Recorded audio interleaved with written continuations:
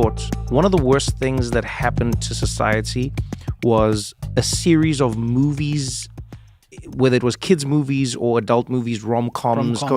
But that were happily ever after. Like they ended at the moment where the people met. And I always wondered what that did to people's brains growing up in a world where they went like, oh, if you meet the person you love, that's the end. And then it's like, this is it. Like, that's right. What is that? Pac-Man that is the did same that idea. to us as well. I never finished Pac-Man. There was they meet and then Miss Yeah, Pac-Man but I've never seen the end of Pac-Man. Yeah. I saw Junior Pac-Man, so I know what they did, but I don't know. But there's Junior Pac-Man? Yeah, Junior Pac-Man. Junior For sure. Pac-Man. There was Junior Pac-Man. Junior Pac-Man. Yeah, Junior Pac-Man. Like so I knew baby Pac-Man. Yeah, like a tiny little Pac-Man had a little bow, and then but like a tiny little Pac-Man. So it was a girl Pac-Man. Yeah, there was a boy and a girl. child. There was a girl and a boy. Miss Pac-Man. No, there was Miss Pac-Man, but then there was also Junior Pac-Man. Junior Pac-Man. Good, Yeah, you know. no, It's a whole family. Yeah, Pac-Man had. I like these family values in video games like this. Yeah, no, Pac-Man did it, bro. I was like, okay. Yeah, Mario and Luigi did it well. No, they were brothers, bro. I think you're mixing up the story. Yeah, they were family members. Oh yeah, they were. My kids family. are, they'd be like, what are these guys? Pac-Man? What are they talking about? Okay, Elden Ring. Fine, we'll bring in Elden Ring. Super Mario? Call of Duty. We'll go. We got every game covered here. You tell us the generation. I don't know. We're And here. we've got you. We've got you. Yeah. We got you. It doesn't matter what it is.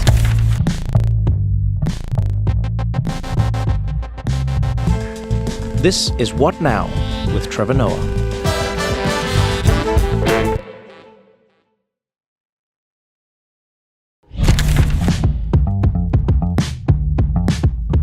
Yeah, no. I mean, so you're on tour all the time.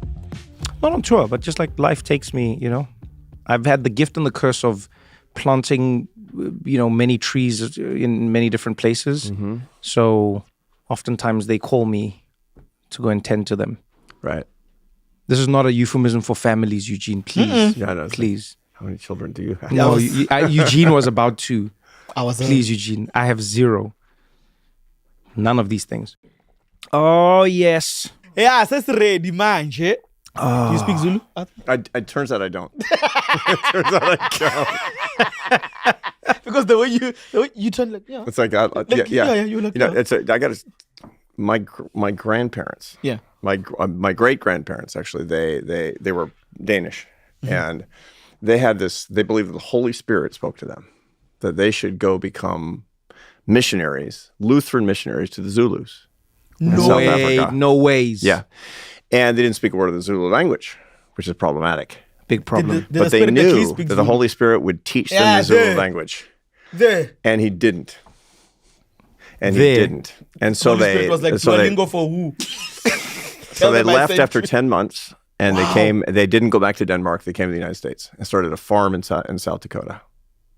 Do you understand how this one moment in time, if your grandparents just learned Zulu, you could have been South African.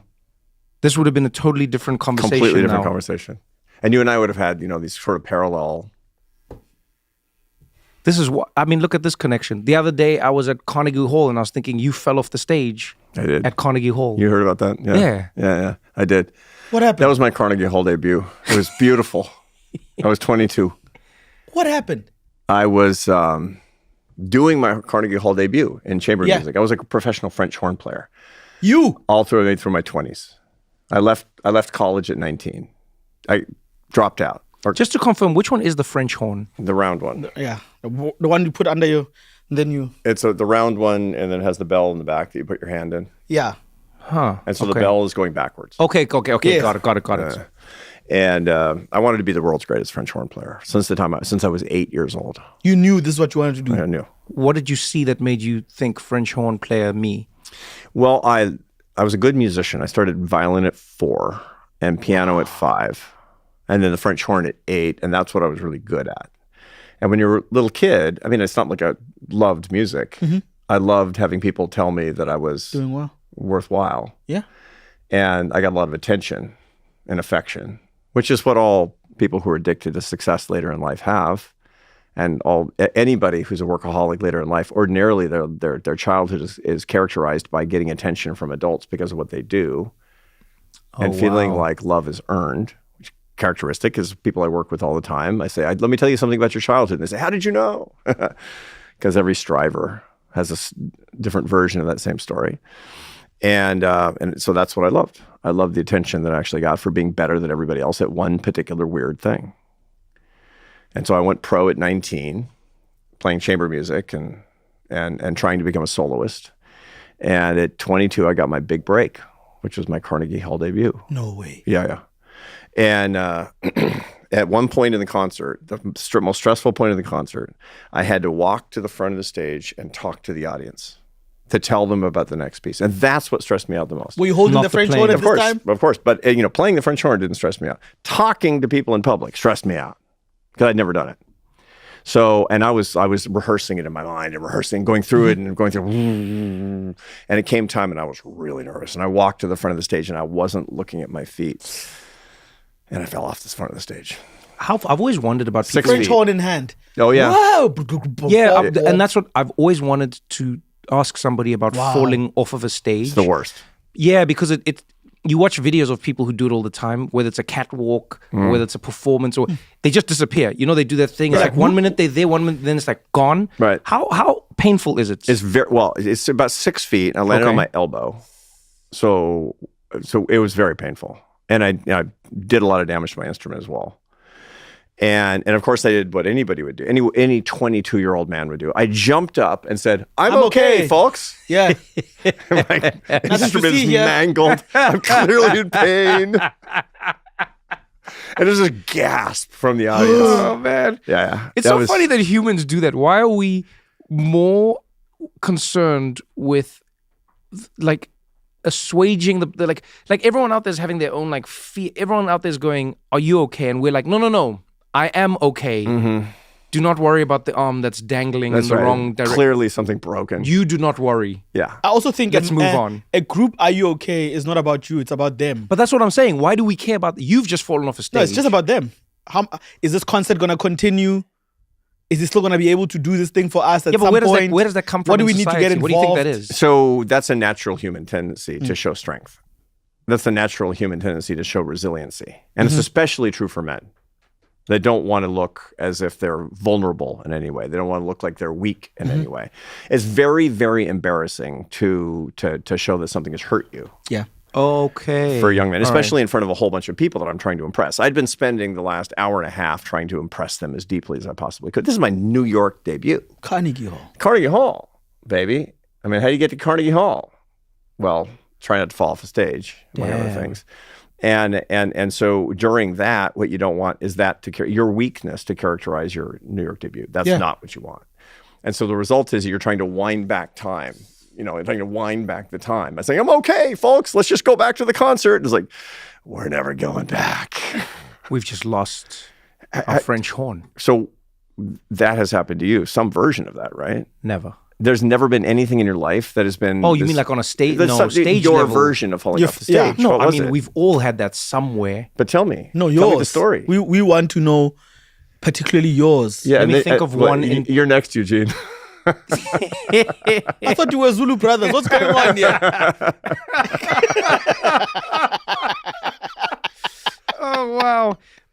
I'm hoping. So this is going to bring us closer to happiness, right? Okay. So I promise. So we've got to find this unhappy memory, and then you're going to bring us closer to happiness. Because we're going to laugh like crazy about it. Let now me because think. it's in Where the was past. one? Okay, I'll tell you where one was. The earliest I can sort of remember in my life was I was in a school play, and Your school had plays. yeah, your school didn't have plays. Hey.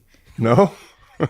So I was in a school play, and I was 6 or 7 years old, and in the play I was portraying a tortoise, right?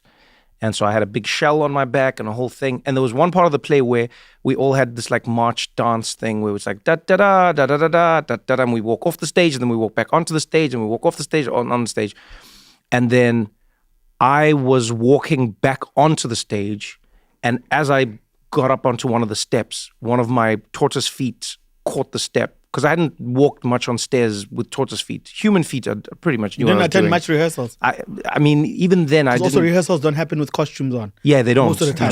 You just School do plays, it with like your, And I tripped but it was one of those like, you know, where you save yourself from tripping, and so it makes the trip worse. So you're just flying on. Because often think if you just trip and fall down and get up, it's not bad. But sometimes you go, I'm not tripping, Right. and then it draws attention to the trip. So it was like, and then while this was happening, everyone's turning, and the whole school.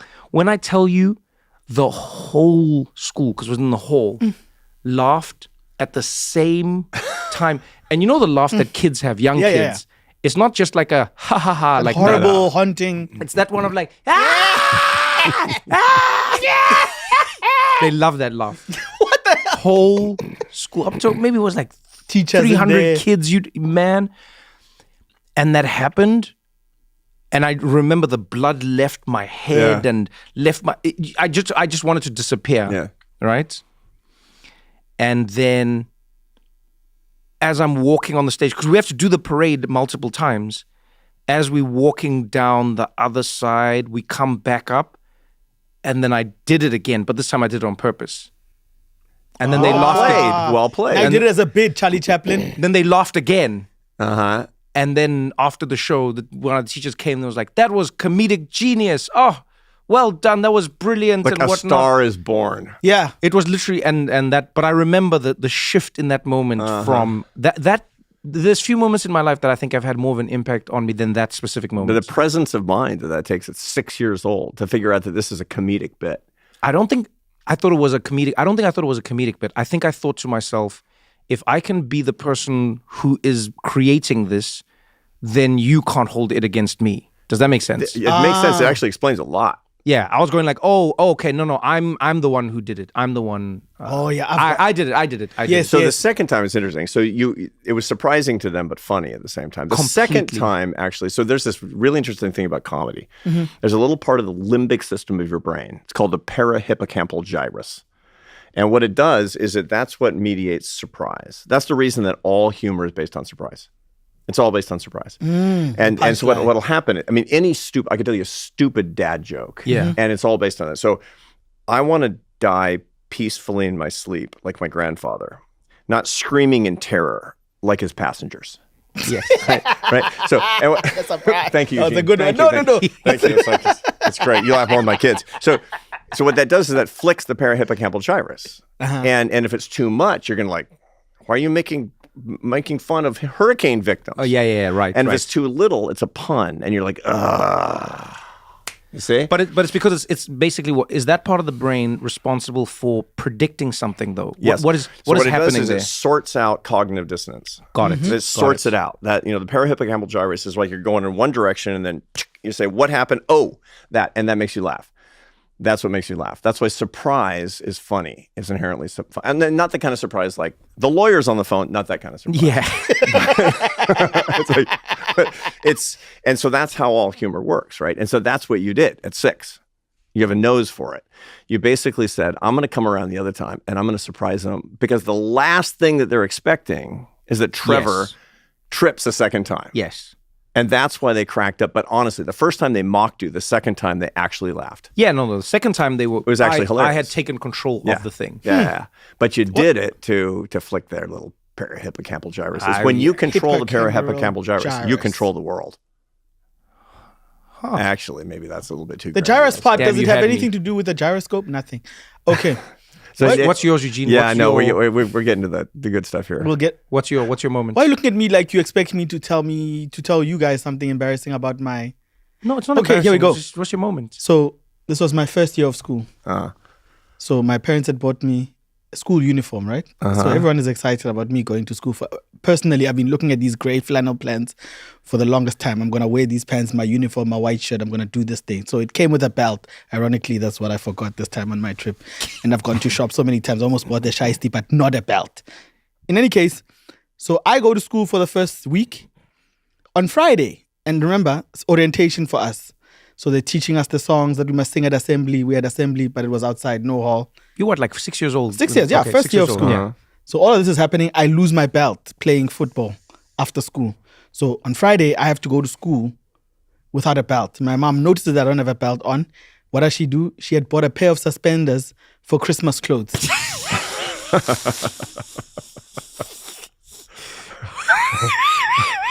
This is not the fashion statement you're trying to make. Is this what I gather? Maybe He's reliving this horrible moment, this moment of trauma because of you. No, wait. Maybe the professor will explain to You me. are a tripping turtle here. Yeah, bro. And I didn't go. No, let me explain. Wait. Let me explain. Magatrema, Let me explain. no, Let me explain. don't to you explain. Wait. Let me explain what happened to my brain. What happened there? Hippocampus gyro. My hippocampus gyro. Parahippocampal gyrus. That one. Close Found a enough. new one. Yeah. Hippocampal gyro. You see the hippocampal gyro? It got flicked in my brain.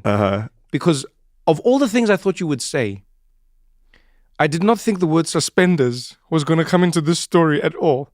You said then my mom found out, and then I thought my mom was going to get angry. My mom was going to shout at my mom. There were many things. Well, she did. She was. No. But then you said my mom had bought a pair of suspenders. Yes, for my Christmas clothes that I avoided. To Sorry. wear. Now carry on. 'Cause Christmas clothes I'm is a just letting big you know, I deal. wasn't laughing at you. I was laughing at the suspenders that were just in the mix. He was laughing with you. Or about you. But not at you. Sorry, I apologize. Carry on. So your mom had bought Christmas suspenders. That I avoided. Yeah. Throughout the whole entire December. Yeah. And I managed to go through Christmas without wearing them. And then she said, you're going to put on these suspenders because these pants are going to fall because they're not the exact size. You have to wear them. You have to grow into Yeah, them you a have little to grow bit. into your clothes. Yeah. This is 2 years worth of pants here. They've hemmed them up at the bottom. They're loose fitting. So I wear the suspenders, and mind you, I have to walk to school. There's no drop offs here. So all the way I'm wearing a jersey in the heat, going to school. Hiding the suspenders. Hiding the suspenders. I get to school. We're in assembly.